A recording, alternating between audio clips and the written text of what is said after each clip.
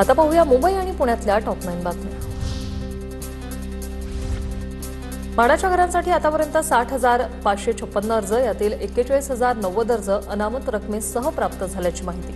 म्हाडाच्या 2,640 घरांच्या ऑनलाईन नोंदणीसाठी 14 मे पर्यंत मुदतवाढ।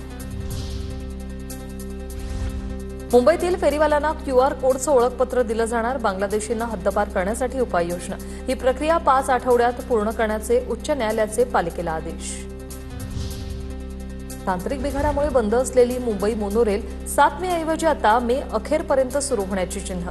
ताफ्यात नवीन मोनो दाखल झाले असून अंतिम सुरक्षा चाचणी बाकी आहे। त्यामुळे मोनोरेलसाठी प्रवाशांना आणखी काही आठवडे वाट पाहावी लागणार आहे। मुंबईला उष्णतेचा येलो अलर्ट। 9 मे पर्यंत उकाडा कायम राहील। मुंबईसह ठाणे, रायगड आणि कोकण किनारपट्टीवर उष्णतेच्या लाटेचा इशारा। दुपारनंतर गडगडाटासह पावसाची शक्यताही वर्तवली। पुणे मुंबई मिसिंग लिंकवरील संतापजनक एक रील व्हायरल झालाय। मिसिंग लिंकवरील 180 फूट उंचीच्या पुलाचं काम सुरू। पुलाच्या वरच्या टोकावर क्रेनमध्ये बसून एका कामगाराने रील बनवलंय। पुणे जिल्ह्यात जनगणना 2027 प्रक्रियेला वेग। आतापर्यंत 66,193 नागरिकांची ऑनलाईन स्वगणना पूर्ण। स्वनोंदणीसाठी 15 मे पर्यंत मुदत असून 16 मे पासून प्रगणक प्रत्यक्ष घरभेटी देणार। जिल्हाधिकाऱ्यांचं नागरिकांना या प्रक्रियेत सहभागी होण्याचं आवाहन।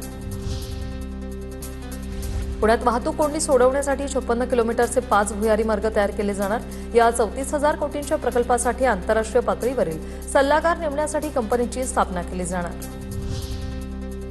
पुणे जिल्हा परिषदेच्या शाळा आता 8वी पर्यंत भरणार। जिल्हा परिषदेच्या शिक्षण समितीमध्ये ठराव मंजूर। वाढती लोकसंख्या आणि स्थलांतरित कामगारांच्या पाल्यांच्या शिक्षणासाठी प्रशासनाचा हा निर्णय। ठाण्यात उद्या पाणीपुरवठा बंद राहणार। देखभाल आणि दुरुस्तीच्या कामासाठी पाणीपुरवठा बंद राहील। नागरिकांनी पाणी जपून वापरण्याचं आवाहन।